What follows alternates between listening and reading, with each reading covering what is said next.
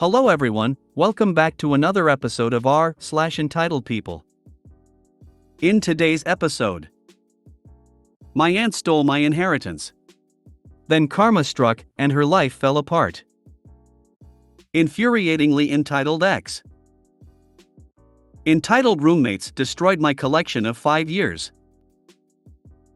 Before we get started, make sure to subscribe so you will never miss a video. So let's get started. My aunt stole my inheritance. Then karma struck and her life fell apart. Sorry if anything is misspelled, I have horrific dyslexia. My aunt was one of 2 kids my grandparents had. My mother was the solar opposite to my aunt. She worked from the age of 12 in my grandfather's shop, never asked for anything, and eventually managed to start her own business. My aunt never held down a job till the age of 26, was constantly stealing from her parents, and was constantly in trouble. Despite this, my aunt was spoiled by my grandmother, and so were her kids. She had 3 kids from 3 different men, and her first husband was not one of them, if you know what I mean. Didn't matter what my aunt or her kids did, my grandmother would always jump to their defense. She never had time for my mom and her kids, unless it was to get something from us. The only reason my mom would visit her was because she loved my grandfather. My grandfather passed away in 2004, and a few months after, my nan decided to write up a new will. My mother and my aunt were both present for it when she signed it, so they knew what was in it. It made it so that when she passed away, her home would be sold and the money split 25% each to my mom and aunt, and the remaining 50% would go evenly to the grandkids. At the time, the home was worth more than £500,000, so it would be a nice little inheritance, but nothing life-changing. In 2010, my mom died after an accident and did not have a current will in place. As she no longer had her business and was renting a house, she didn't have anything of much monetary value. The only thing she was concerned about was what would be done at her funeral should she have passed away, but had told me everything she wanted. The music, the flowers, the coffin color, and even what people were to wear at the funeral. She wanted people to wear bright, warm colors. So when she passed, my aunt and nan took over all the arrangements and tried to undo all the things I'd told them. The songs were going to be songs I knew mom didn't like, the flowers were all the wrong colors, and they picked a hideous coffin. With the help of my siblings, we were able to change a few of the things back to what they were supposed to be, but the coffin couldn't be changed for some reason, and my nan refused to let people come dressed as clowns, so it was all black. It was frustrating. After the funeral, my nan had her will changed. My siblings and I were told by our aunt that she didn't have any involvement with the writing of the will, and our nan told us that she changed it so that mom's share would go to her kids instead. All good, we thought. After mom passed away, my nan just stopped talking about my mom. At first, we thought it was because she was still recovering from losing her daughter, but even 5 years after mom passed, she still wouldn't talk about her. Even if you brought up a story about mom, nan would very obviously try and change the subject, usually about how hard my aunt and her shitty kids had it. And if you went to talk to her about your own problems, she would somehow bring it back to my aunt. I had suffered a mental breakdown after my mom's death, so you can imagine how much it hurt to hear, well, X has had it so much worse. In 2016, my nan passed away.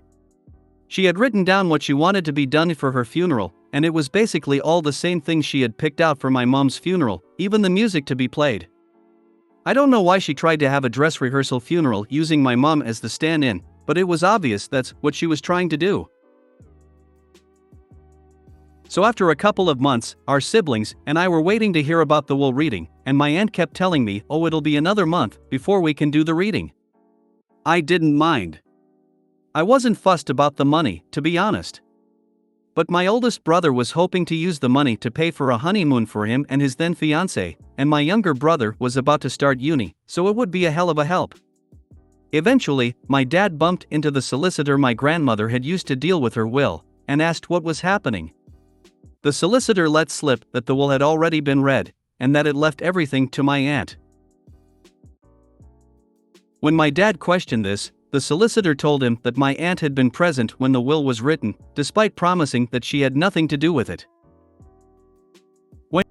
When confronted, my aunt initially tried to deny, but eventually admitted to lying to all of us. She showed us the will, and it confirmed what we already knew. The house and all its contents were now my aunt's. This included my granddad's war medals he fought in the Second World War. When I told her that he had promised them to me before he died, she said, "Well, unless you have it in writing, you will have nothing in this house." Anyway, I already gave them to Clive. My heart sank. Clive, not his real name Obbs, was her eldest son and the dictionary definition of a fuck-up. He'd been in and out of prison for stealing and dealing drugs. I knew that the moment that prick had got his hands on my granddad's medals, they would have been sold off. We looked into taking her to court over the will, but everyone we spoke to said that we probably wouldn't get anything out of it. She immediately put the house up for sale at close to £750,000. She had pissed off too many people in our town, so she was gonna sell the house and move closer to her daughter, who lives in a big city. An offer was made on the house, and she put down a deposit on a house near the big city. And I thought that was that. Here's where karma comes into play. The people who wanted my nan's house had a survey done on the house to see if there were issues. And oh boy, were there. Turns out that the land the house was built on way too soft for the type of house it was, and it was sinking.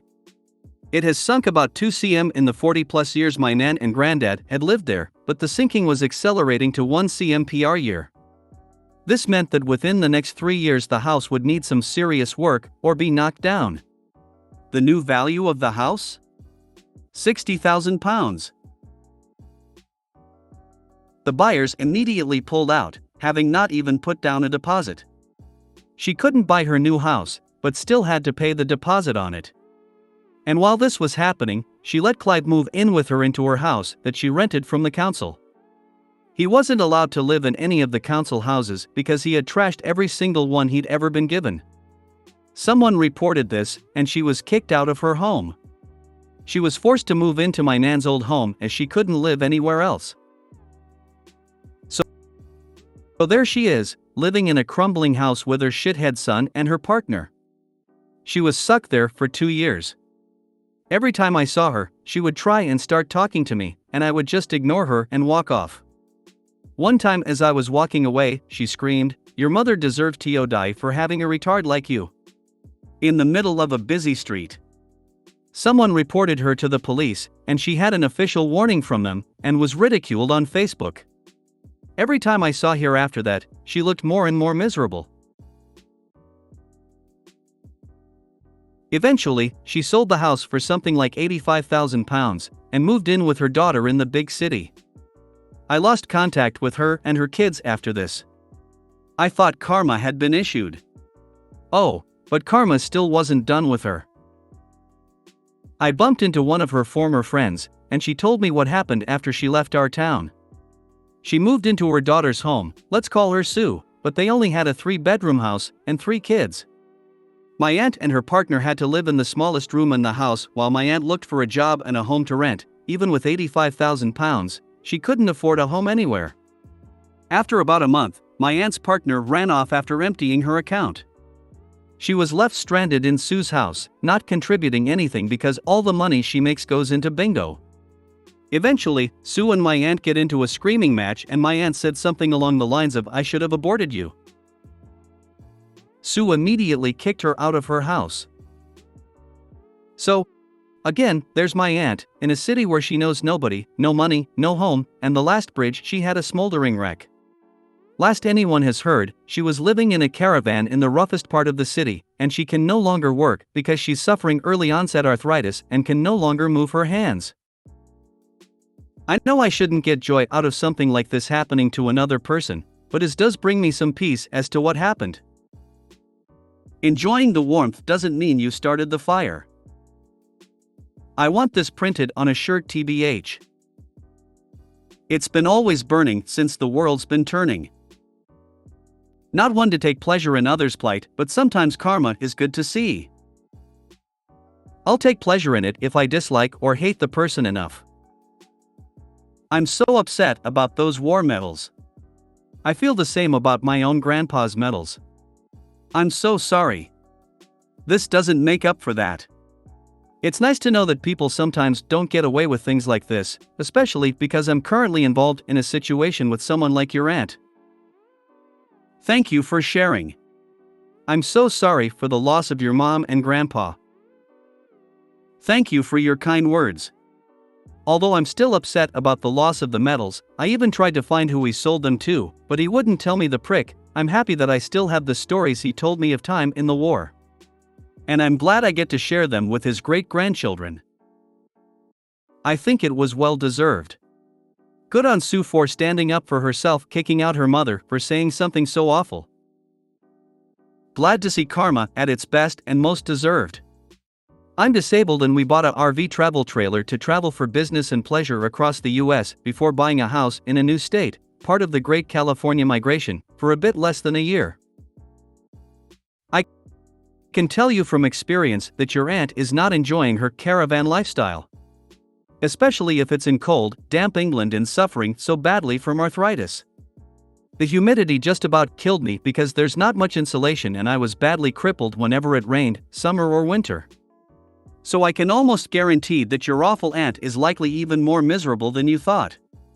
Karma in spades. My uncle tried the same, but my late grandmother didn't change the will in his favor as she told him she had. He was living with her but didn't go into the lawyer's office when he was pressuring her.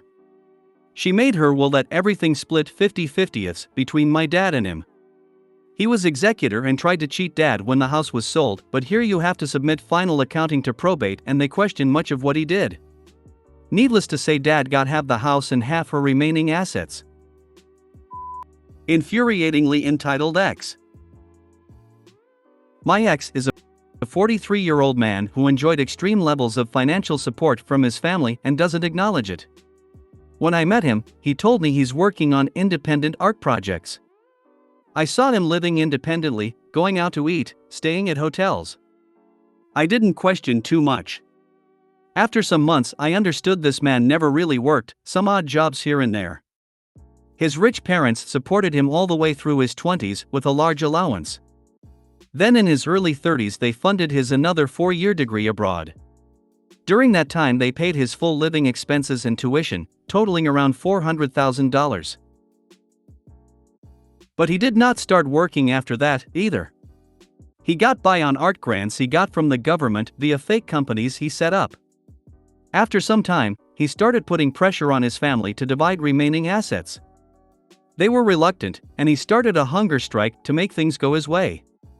He got another $150,000 or so from his family as a result. During the following 2 to 3 years he spent it all on his projects. I met him during that time and didn't have a full context. During that time, he cut contact with his family and wrote a scathing memoir ebook that he distributed to all family members. The ebook psychoanalyzes everyone in the family, says he hates his mother, etc. But once the money ran out and his projects didn't pan out, he was left with nothing and no plan B, no real career path or skills. He then mended relationship with his family and he takes money from them once again. He tried to persuade his 85-year-old father to take a large loan for him. He refuses to consider blue-collar jobs that pay almost nothing and take too much time. He said that he considers his parents' money an equivalent of universal basic income that prevents workers' exploitation. Additionally, he tried to persuade me to take a loan for him during our relationship. He also tried to persuade me to give him various kinds of jobs or that he could get paid for, like my assistant. I broke up with him because I'm a self-made person who fought hard for financial stability, and he was not only not self-sufficient, but more than happy to get by exploiting others. He also frequently flew into rage on random occasions, for example when he thought that a coffee at a coffee shop was too expensive, and everyone had to know that he's never coming here again, and I was left apologizing to people and dealing with the stress of it all. My oldest brother has always felt entitled to a free existence and to the best of everything. My older sister remembers him demanding her spending money and anything she had that he wanted, from the time they were very young. He's in his 70s now, has 2 degrees, but has never worked more than a part-time job here and there. As soon as he could, he'd quit and collect unemployment. He's still not paid off his student loans. He lived with our other brother a couple of times and both times wore out his welcome by eating all the best foods, which he insisted on, using all the household goods and never paying a dime towards any of it. He is also in a constant state of extreme anger over the state of the world and his place in it, another reason he finally got booted from second brother's home. He lives on disability in a small town and we haven't seen him in years. It's a relief, he is a very angry person. In my community is an estate lawyer. I asked him if he ever encountered people who thought they deserved to inherit their parents' entire estate and to cut their siblings out. Yes, he deals with people like this every day. With this hobo, his parents taught him to expect this. There are many people who grow up with a level of wealth that many will never understand. I think this kind of wealth actually disables some people. I know someone who grew up with swimming pools, large boats, etc., who says she is living bare bones. She has no clue about bare bones living. When the money runs totally out, he's going to be flopping in the wind unless he can find a woman that's sitting in the stupid tree. She'll hit every branch on their way down. I had a coworker who would use everyone for everything. If anyone spoke up, he'd make that person be the bad guy. Slowly, he lost friends his age. Now he's a 30-something-year-old guy who gets high still drinks, but it's with a young crowd. He's the oldie and yes, most of them don't like him. You dodged a nuclear warhead, I think. Maybe an atomic bomb. And yet women keep falling for men like this. That is because they got game and know how to play it. They present themselves with a facade that showcases their very superficial positives. They can be suave and charming, happy and funny, charismatic and handsome, or even gentle and sweet. They know how to read, understand, and exploit their prey's emotional needs and keep their masks on until their prey is firmly in their grasp. It's like buying a mansion with a lovely outside, but the inside is a crack house, and once you get in with false promises, they shut the door behind you. Entitled roommates destroyed my collection of 5 years. Back in 2017, I was staying with 2 roommates. We had 2 rooms, one of which we used as the sleeping room and the other one had the cupboards and storage space. At the time, I had been collecting currency notes with the number 786 in them. For those who are not aware, 786 is said to be God's number according to believers of Islam, and considered to be a lucky number in general. I had been collecting such notes for almost 4 to 5 years at the time and had managed to collect nearly 70 to 80 odd ones. While a few were bigger currencies, most were 10 Indian rupees, 20 Indian rupees, and 50 Indian rupees notes. I kept them in a separate wallet-like purse which was hidden in a secret pocket of one of my suitcases. I had 2, I kept it in the smaller one. The suitcase was in our common storage space, and my trusting self thought it to be safe. I once went home for a while and took the larger of the 2 suitcases.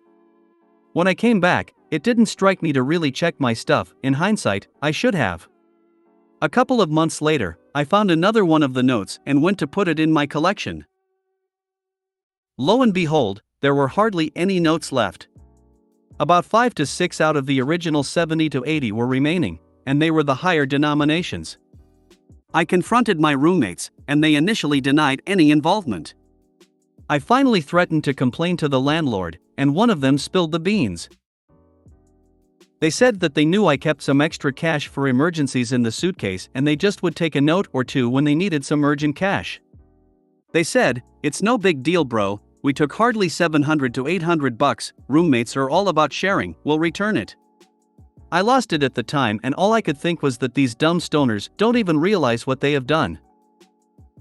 The real kicker? They would use that money to buy cigarettes and chips. 5 years of collecting those precious notes just so that 2 dumb idiots could feel entitled to blow it up and smoke. Ugh, still feel so angry after all this time. What if that cash was actually for emergencies and you suddenly had one? They took the money even though in their mind it was for your times in need. I wouldn't trust these people at all with my things after this. What did you do afterwards? If I were you, I would have taken them to small claims court or at least reported them for theft. I know, man, but as I mentioned in another comment, I was not in a good place myself. I was just a 19 to 20-year-old kid, away from home, and those were the only ones I had. I just look back and think that I did the best I could, and pulled my life together. Needed those hard knocks to knock some sense into me. Wait, roommates are all about sharing? No, sharing space, but everything else permission needs to be asked. WTF? Thieves will literally say anything when they are caught to justify stealing from you. Maybe Allah is trying to remind you of the pillar of Islam of zakat, almsgiving, or charity. Those are not emergencies. I'd report them to the landlord and file a police report. I'm sure the authorities would love to know what they spent your money on. I feel this finding out a family member took my entire coin collection and sold it for face value for weed. I had silver dollars with the man panning for gold on them, some Susan B's, silver certificates, etc. Face value was over $500. My father had given me many of them for good report card grades. Some I found. I was wading in a creek barefoot and found one. Another was found when I was digging up a cool rock in the woods.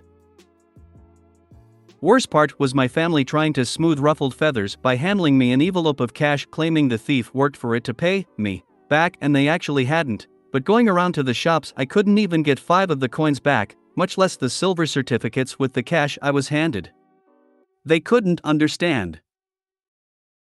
If you made it to the end of the video, thanks for watching. Don't forget to like, subscribe and share, and we will see you in the next video.